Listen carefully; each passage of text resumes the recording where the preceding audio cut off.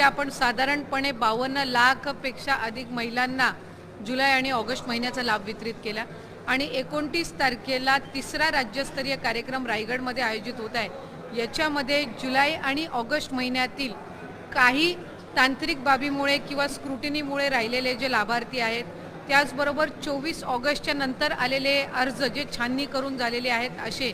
आणि त्याचबरोबर सप्टेंबर महिन्याच्या साधारणपणे 20-25 तारखेपर्यंत आलेले जे अर्ज असतील यांचे लाभ डीबीटीच्या माध्यमातून वितरित करण्यात येतील। याच्यामध्ये